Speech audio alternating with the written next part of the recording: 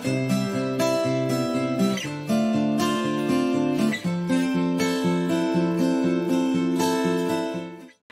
chers amis lecteurs et lectrices, j'espère que vous allez bien. Aujourd'hui on se retrouve pour une vidéo tant attendue sur mon avis sur la passe miroir. Donc c'est une saga qui est très complexe et mon avis est également très détaillé. Vous l'avez vu dans un vlog, je l'ai découvert en un mois, pardon. Je voulais le faire en une semaine mais je n'ai pas réussi à tenir mon challenge. Je vous mettrai la vidéo dans la barre d'infos si vous voulez aller la voir. Et donc j'ai noté au fur et à mesure tous mes ressentis et mon avis au fur et à mesure de l'histoire. Donc on va le faire comme d'habitude dans mes vidéos revues. On va passer à la présentation de la saga avec son résumé, puis il y aura une partie avec mon avis général sans spoiler, et enfin je vous annoncerai la dernière partie de la vidéo qui sera donc avec spoiler. Si j'ai même bien fait mon travail, c'est répertorié dans la barre là, de la vidéo juste en dessous. Il y a quelques petits découpages qui peuvent vous aider et je vous préviens, j'ai fait une petite anti-sèche puisque j'ai tout noté en fait vraiment au détail à l'ordinateur. J'ai 3 pages, donc si vous me voyez régulièrement jetez un petit coup d'œil, vous en faites pas, c'est juste que parfois il y a certaines choses qui peuvent m'échapper. C'est une saga qui est extrêmement complexe, il y a vraiment beaucoup de choses qui se sont passées, donc je ne veux rien omettre. Bref, on passe tout de suite à la présentation de la saga si vous ne le connaissez pas encore, cette saga phare. Donc la passe miroir a été écrite par Christelle Dabos qui est donc une autrice française qui vit actuellement en Belgique. Cette saga est composée de 4 tomes qui ont été publiés de 2013 à 2019 aux éditions Gallimard Jeunesse. Il y a plusieurs éditions qui sont sorties, il y a également des formats poche, il y a même un coffret très récemment qui est sorti et bon, j'ai plus les livres en ma possession. Mais c'est vraiment un univers en fait qui est plutôt fantasy et qui mélange aussi les belles époques. C'est la façon dont l'autrice décrit son roman par elle-même. Donc c'est aussi un livre qui a gagné le lauréat concours du premier roman jeunesse organisé par Gallimard, et c'est pourquoi elle a été publiée. Donc c'est vraiment une saga qui a fait énormément parler, que ce soit sur Booktube ou même sur BookTok. Énormément de personnes apportent à cœur cette saga, même jusqu'à dire que ça concurrence un petit peu Harry Potter. C'est leur deuxième saga préférée après celle-ci, donc j'avais peut-être énormément d'attentes. Je voulais me lire cette saga une fois que j'avais terminé mes études, donc c'est pourquoi je l'ai lu que très tardivement, seulement cette année, mais il n'est jamais trop tard comme on dit. Je passe au résumé du tome 1 que je vais lire pour éviter de dire n'importe quoi et de spoiler les potentielles personnes qui ne l'ont pas lu. Donc sous son écharpe élimée et ses lunettes de myope, Ophélie cache des dons singuliers. Elle peut lire le passé des objets et traverser les miroirs. Elle vit paisiblement sur l'arche Amnima quand on la fiance à Thorn du puissant clan des dragons. La jeune fille doit quitter sa famille et le suivre sur la Citaciel, capitale flottante du pôle.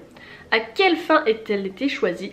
Pourquoi doit-elle dissimuler sa véritable identité? Sans le savoir, Ophélie devient le jouet d'un complot mortel. Voilà, donc ça donne un rythme assez intriguant, je peux vous l'accorder, et franchement c'était vraiment super intéressant. Alors moi je n'avais pas connaissance de ce résumé, j'avais juste fait quelques échos et de vagues souvenirs et j'ai vraiment pas voulu me spoiler, donc je me suis lancée dans cette première lecture de ce premier tome sans connaître véritablement ce qu'il y avait dans, dans cette saga. Alors je tiens à le dire au cas où c'était pas assez évident, pour moi ça ne l'a pas été, mais c'est une romance et ça commence dès le début. Je pensais pas que ça allait vraiment venir aussi rapidement. Alors c'est une romance un petit peu particulière, mais c'est sûr qu'il y a une histoire entre deux protagonistes, donc entre Ophélie et Thorn, ou Thorn, je crois que je vais le prononcer Thorn puisque c'est à la française, donc voilà, je vais pas le prononcer à l'anglaise vu que c'est une autrice française. Voilà, je m'en mêle pas les pinceaux. Vous le prononcez comme vous voulez après tout, hein. Mais donc oui, c'est pour ça, j'ai vraiment... je sais pas pourquoi je pensais que la romance viendrait un petit peu plus tard, mais non, elle est présente dès les premiers chapitres, donc il faut s'y attendre, mais elle est un petit peu particulière, on en reparlera dans la suite de mon avis. Donc pour le tome 1 j'ai beaucoup aimé puisque j'ai découvert un univers qui était très singulier. J'ai l'impression que l'autrice s'est vraiment détachée des codes qu'on avait déjà acquis dans ce genre littéraire et qu'elle a vraiment laissé libre cours à son imagination. Donc vraiment elle se détache de tout cet héritage et elle crée son propre univers et elle a une imagination débordante, et ça j'ai vraiment apprécié découvrir quelque chose qu'on n'avait pas vu auparavant.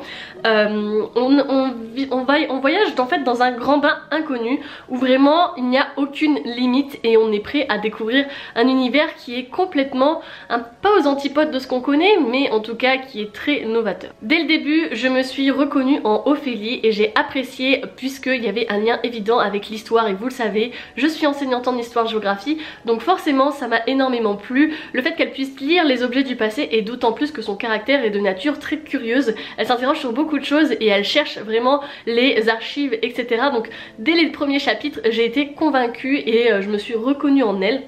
Et ça fait aussi écho à l'histoire puisque la société est divisée en certains clans, on va dire, même si ce sont appelés des familles, et ça fait penser vraiment à une organisation sociétale assez ancienne, héritée de l'histoire. Donc vraiment ça m'a beaucoup plu, d'autant plus que l'organisation à la citatielle est clairement héritée des grands cours des princes de Louis XIV par exemple. Donc ça aussi, ça me faisait des petits clins d'œil que j'ai beaucoup apprécié.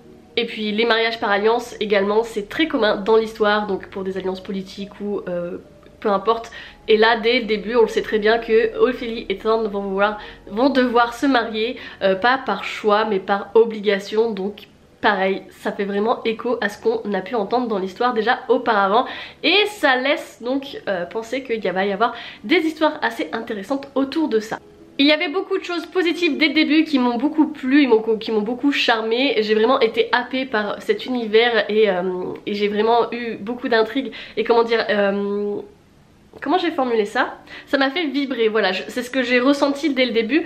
Pour autant, les deux personnages principaux me posent un petit peu problème. On a du mal à décrypter leurs sentiments, leurs émotions, et j'ai eu l'impression d'être face à un mur, et donc ça m'a vraiment perturbée. J'ai eu l'impression de pas vraiment connaître leur intention véritable, et du coup je me suis pas vraiment attachée à eux dans ce premier tome, et j'attendais beaucoup par la suite. Donc dans le tome 2, on retrouve un petit peu le même univers que le tome 1. On a une certaine stabilité qui s'installe, même si les intrigues sont un petit peu plus approfondies. On va suivre donc des intrigues de cours très intéressantes, mais c'était un petit peu monotone et surtout très long dans les premiers quarts, même moitié du livre. C'était vraiment extrêmement long, c'est que à partir des 3 quarts que j'ai vraiment adoré, que j'ai été happée par une intrigue qui m'a fait vraiment vivre du suspense et qui m'a intéressée. Donc vraiment c'était une dynamique qui était un petit peu singulière dans ce tome là, qui m'a pas vraiment plu. J'ai beau avoir aussi aimé ces intrigues, c'était un petit peu un monde et des histoires parallèles par rapport à l'intrigue principale qui relie les arches et les esprits de famille, ainsi que même nos deux protagonistes, donc le couple. On a l'impression que ça a fait du surplace et que c'était vraiment une histoire un petit peu à part qui a approfondi. Bon, il y avait quand même un lien, mais c'était pas non plus évident et c'était pas transcendant dans cette révélation finale de ce deuxième tome. Donc à la fin quand même il s'est passé des événements qui m'ont mis en suspense et je me suis dit comment ça va se passer pour les tomes suivants, mais je me doutais bien que ça allait s'arranger d'une manière ou d'une autre, enfin en tout cas qu'il y allait avoir quelque chose qui fait qu'on puisse lire la suite. Globalement le deuxième tome ne m'a pas fait voyager plus que ça. J'ai vraiment eu l'impression que c'était du surplace, que c'était un petit peu brodé l'histoire et qu'on n'a pas vraiment avancé dans tout le questionnement qu'il pouvait y avoir autour de notre couple, mais également de l'histoire et de l'univers du monde en lui-même. On n'en a pas tant appris que ça puisqu'on était sur les mêmes lieux que le tome 1. Dans le tome 3, cette fois-ci ça change un peu, la dynamique est un petit peu plus soutenue et c'est ce que j'ai vraiment apprécié. Je pense que c'est mon tome préféré parmi les 4 livres, vraiment c'était un petit peu particulier. Oula, particulier, je me suis étouffée. J'ai vraiment adoré dans le tome 3 qu'on change d'univers et d'atmosphère, vraiment c'était particulier et j'ai adoré vraiment qu'on change enfin et qu'il y ait une nouvelle dynamique qui s'opère. Dès le début j'ai vraiment été intriguée et le fait que la romance ne soit pas présente dès le début, on a vraiment ce sentiment qu'on découvre l'univers et qu'on approfondit certaines intrigues qui étaient bien plus intéressantes que ce qu'on avait pu vivre dans le tome 2 et qu'on rentre vraiment là cette fois-ci dans le vif du sujet. Donc on va découvrir vraiment les évolutions du monde global qui interroge énormément Ophélie qui va mener sa propre enquête et voir un peu les évolutions complexes de celui-ci, et ça vraiment ça a été un des points positifs. On sent que les choses changent et elles changent en plus très vite, donc ce qui nous amène en plus au tome 4 qui lui cette fois-ci n'a pas du tout été un coup de cœur, loin de là, pardon. Je pense que c'est le dernier livre que je positionnerai de cette saga, vraiment le tout dernier dans mon top 4 parce que c'est beaucoup trop complexe. Il y a vraiment des éléments qui ont été ajoutés et qui sont vraiment un petit peu sortis de nulle part si je peux dire, et ça a été vraiment complexifié par l'autrice. Alors je sais pas si c'était fait exprès ou pas de nous mettre des éléments pour qu'on se pose des questions et qu'au final on soit un petit peu étonné de la fin de la révélation finale, mais pour moi ça n'a pas du tout fonctionné, ça a fait l'effet inverse où j'ai juste été perdue. Et donc c'était vraiment ultra compliqué à comprendre et c'est ce qui m'a vraiment déçue. Encore une fois, j'ai été aussi déçue des attentes que j'avais par rapport aux autres tomes, et notamment pour les deux protagonistes principaux. Ils n'ont pas été approfondis comme j'aurais voulu le voir. Enfin, il y a beaucoup de gens qui sont attachés à ce couple, mais moi pas du tout. Je trouve que c'est vraiment resté assez monotone tout au long de ces 4 tomes et vraiment ça a été... C'est ce qui est dommage, c'est que c'est vraiment complexe comme univers sur le tome 4 et qu'il aurait fallu amortir certaines choses, je pense, dès le tome 2, puisque on a l'impression que elle nous pose toujours des questions, qu'on se pose toujours des choses, on a énormément de questions qui sont là, mais on n'a jamais les réponses. On a l'impression de les avoir, mais qu'on les a pas vraiment, donc c'est un petit peu bizarre. Les événements sont beaucoup plus intenses et j'ai eu la sensation en fait de me noyer complètement dans ce 4e volet et c'est vraiment fort dommage. Je pense que j'en ai assez dit sur mon avis, sans spoiler. Je vais passer à la partie spoiler, donc si vous avez lu les livres, je vous laisse continuer. Si vous ne les avez pas lus et que vous voulez pas être spoilé, je vous invite à quitter la vidéo. Ou alors si vous voulez être spoilé, on continue ensemble. On reprend donc dès le début avec le tome 1. Donc l'histoire je la trouve vraiment complète du début à la fin. Donc au début mais forcément on va découvrir Ophélie sur son arche. On découvre qu'effectivement elle a sa famille et ils vivent tous un peu comme une grande famille sur cette arche et Ophélie donc a refusé plusieurs demandes en mariage, donc elle est contrainte par les doyennes d'être mariée à Thorn pour pouvoir avoir une alliance politique et diplomatique entre ces deux arches. Donc on découvre aussi qu'il y a un système d'arches, que l'ancien monde n'existe plus et c'est un petit peu complexe. Au début c'est pas vraiment expliqué, c'est vers la fin que ça l'est, alors que bon il aurait fallu un petit peu approfondir je pense dès le début de ce premier tome pour comprendre, mais globalement c'est un tome qui m'a énormément plu puisqu'on va donc suivre aussi Ophélie et donc sa chaperonne, donc sa tante, sur l'arche de la Citaciel, enfin sur l'arche du pôle dans la Citaciel. Et franchement c'était vraiment très intéressant de voir que Ophélie ne se laisse pas faire, elle ne veut pas être enfermée dans la maison de la tante de Thorn, donc ça c'est vraiment chouette qu'elle prenne l'initiative de partir d'elle-même et qu'elle rencontre en plus une personne assez... c'était un petit peu malaisant et un peu malsain, un petit peu la rencontre avec Archibald, mais c'était intéressant quand même. Et ensuite voir que elle va être transformée en, j'allais dire en mignon, mais c'est enfin en valet, pour pouvoir arriver sur la cour de Farouk. Et c'était vraiment... Je sais pas, j'ai adoré le fait qu'elles doivent se métamorphoser, qu'elles doivent passer pour une muette pour pas se faire repérer, qu'il y ait des liens qui se tissent et puis qu'on découvre un petit peu comment fonctionne tout un petit peu cet univers. Et c'était vraiment ultra intéressant, j'adore les intrigues de cour en général, donc là franchement j'étais servie. Et bon bah son identité finit par être découverte et c'était vraiment très intéressant de voir qu'il y a des personnages qui sont importants dans ce premier tome qui vont être renouvelés pour les tomes d'après, même si on va en reparler pour le tome 4. Et là en fait c'est à la fin qu'on découvre que si elle a un mariage avec Thorn, c'est pour une alliance diplomatique afin que avec le mariage et l'échange des dons il puisse y avoir une lecture du livre de famille de Farouk puisqu'il a perdu la mémoire. Et ça c'était vraiment intéressant de voilà, on a au début une obligation etc et on a à la fin le dénouement de cette histoire et c'était vraiment intéressant. Donc dès le début du tome 2, on n'est pas trop déstabilisé, on retourne dans le même univers. Ophélie est engagée comme visconteuse auprès de Farouk qui veut la garder puisqu'elle ne peut pas effectuer la lecture de son livre tant qu'elle n'est pas mariée à Thorn qui lui s'oppose. Donc c'est voilà, il brandit le contrat de mariage pour montrer que... Enfin voilà. Et donc en fait cette première partie du livre je la trouvais extrêmement longue puisque on est dans le même univers donc on le connaît un petit peu, même si Ophélie a du caractère et ça franchement on peut pas lui enlever. Elle arrive à avoir de Thorn le fait qu'elle impose sa petite boutique dans le gynécée alors qu'il y a énormément de filles de cour qui sont en train de se moquer d'elle et de même parfois la harceler et elle n'y prête pas attention. Donc ça franchement c'est vraiment très intéressant de voir que elle a du caractère, pas forcément dans le domaine amoureux, puisque ça n'avance toujours pas, même si on voit qu'il y a des initiatives de la part de Thorn, mais Ophélie reste quand même extrêmement fermée, mais en même temps je veux pas lui en vouloir parce que vraiment Thorn il n'en a pas l'impression de comprendre ce qu'il veut, c'est un petit peu bizarre, il est un petit peu maladroit dans sa façon de s'exprimer. Bref, cette première partie du tome est vraiment très lente. Je trouve qu'il n'y a pas beaucoup d'avancées. C'est une fois que on engage Ophélie pour pouvoir enquêter sur les disparus du clair de lune que là ça devient intéressant. Donc elle va lire des objets pour pouvoir découvrir qui est un petit peu derrière tout ça.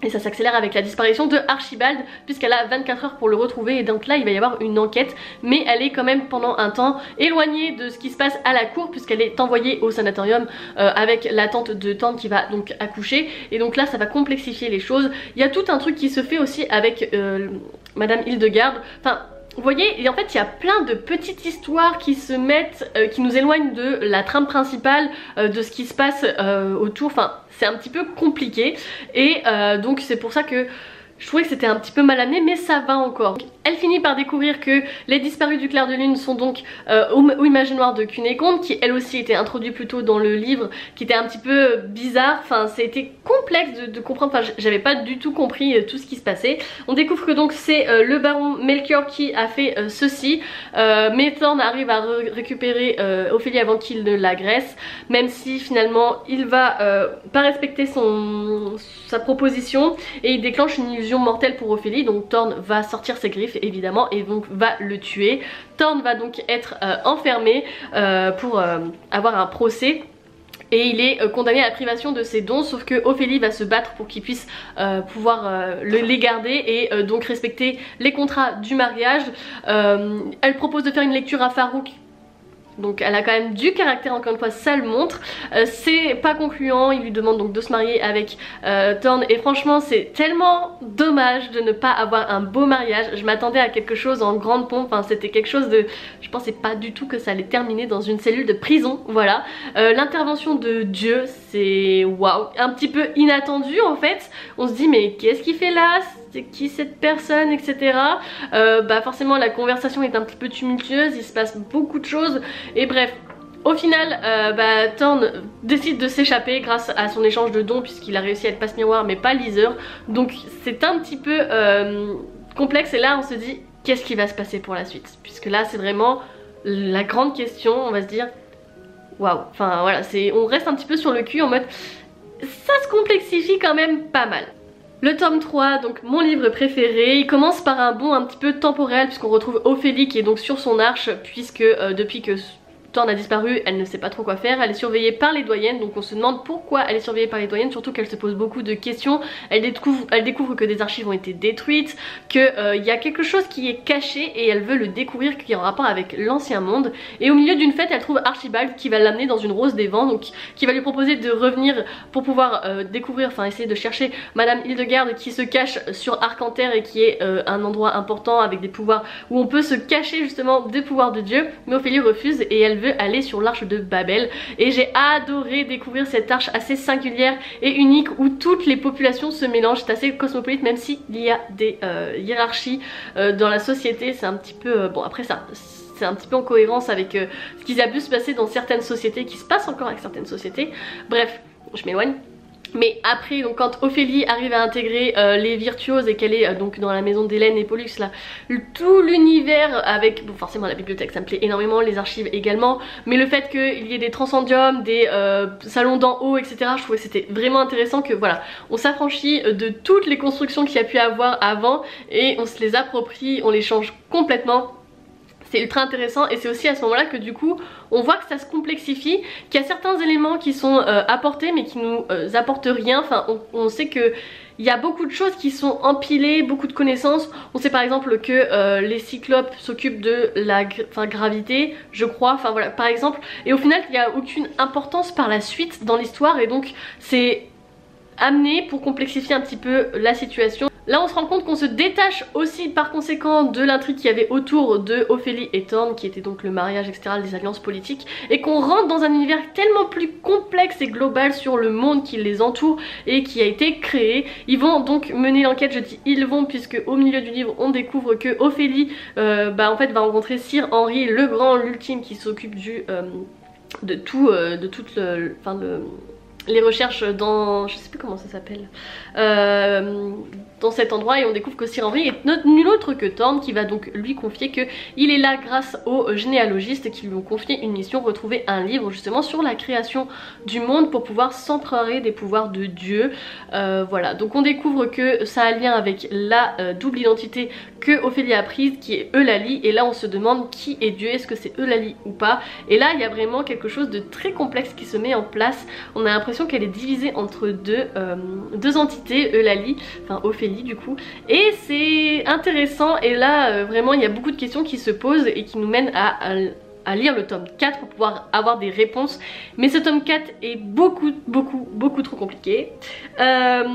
Ophélie étant donc essaye de percer le secret de Lali Dilieu, donc de Dieu, grâce à la double personnalité d'Ophélie, puisqu'elle a une partie de la mémoire de Eulalie, puisqu'elle a traversé le miroir qui était dans l'espèce de planète là, qui venait de l'autre monde. Cette histoire d'écho et d'entre-deux mondes a été extrêmement compliquée, d'ombre également qui se passe avec les expériences à l'observatoire des déviations. C'était intéressant, cet endroit était vraiment ultra intriguant, mais c'était très creepy, très cringe, enfin c'était très weird, c'est que des mots anglais, mais j'espère que vous avez compris. C'était vraiment comme l'impression, à un moment j'ai l'impression de plonger dans Stranger Things avec le monde d'en haut et le monde d'en bas, vraiment ces univers un petit peu parallèles, mais c'était très étrange et j'ai vraiment pas totalement tout suivi. J'ai l'impression que c'est parti dans un univers qui est tellement what the fuck, genre c'est vraiment impressionnant. Et donc on a découvert aussi la véritable histoire d'Ambroise, donc on avait découvert au tome 3 et j'étais loin de m'imaginer, même avec Lazarus, que ça arriverait à ce point là. Il y a des personnages secondaires qui étaient dans le tome 3 qui deviennent des personnages principaux dans le tome 4 mais qui finalement n'ont pas vraiment d'importance. Par exemple le balayeur qui devient une espèce de chose qui veulent aspirer son âme. Il y a aussi tout l'univers avec le sans peur et sans crainte là. C'est pareil, finalement, est-ce que ça nous a vraiment apporté grand chose à l'histoire? Je ne sais pas. Et enfin, on parle de Victoire, enfin franchement les chapitres sur la petite Victoire et ses dons, etc. C'est ok, mais ça nous apporte rien à l'histoire, ça nous embrouille juste un petit peu plus. Et puis la fin, mais l'apothéose, l'apocalypse, c'était impressionnant.